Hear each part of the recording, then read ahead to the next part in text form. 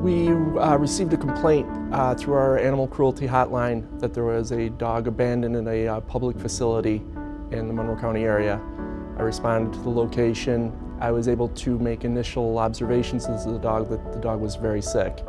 The dog had maybe one little patch of hair left of fur on its back. Its skin was red. The dog was very meek, could barely support its own weight, and I carried it to my truck where I transported it to Lollypop.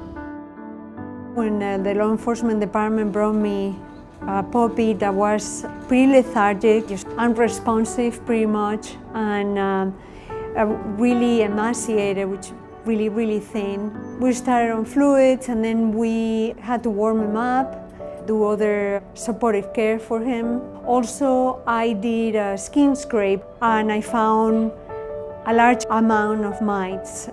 Those are called Timorex, which are mites that live in the hair follicle, and it was a severe infection with these mites, so we started treatment for that. When a dog is emaciated like that, you can't feed them right away a normal amount of food because they can die, so we started a refeeding protocol. He was skin and bones, that's how he looked. It was really hard to see.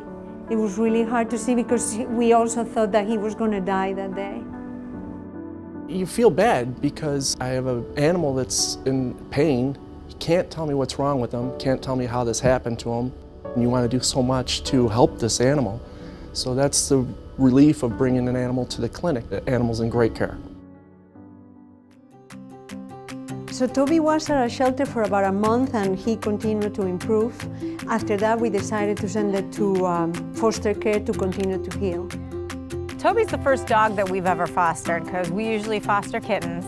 And it's definitely different than having kittens. With the kittens, they were small and there was many of them. And so since I've gotten him, it's like I have to take him for walks and it's a different responsibility. I'm happy knowing that he'll go to a happy home after he's with us. So he has a good place to stay, so I know that he's going to be safe and happy.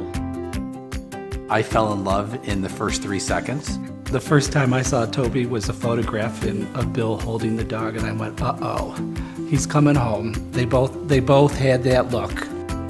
It was immediate that Toby kind of fell in love with Nick and started playing and roughhousing. They play intensely for, what, 15, 20 minutes?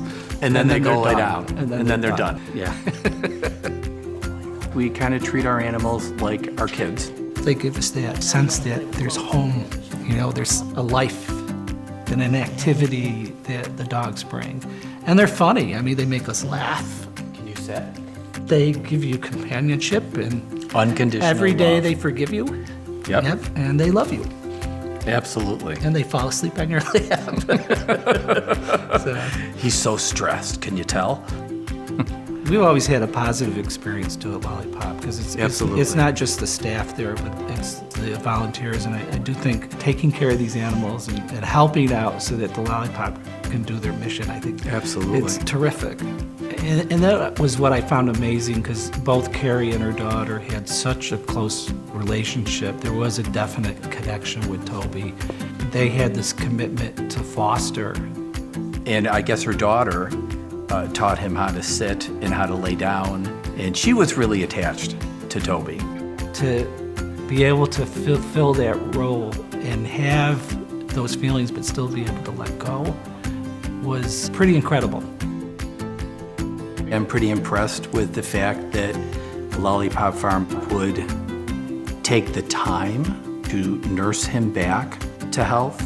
Considering how bad he was when they first saw him, that takes a lot of effort and a lot of people to put that much effort into one animal, along with all the other hundreds of animals that are there. I was pretty impressed with that, but I'm so glad they did.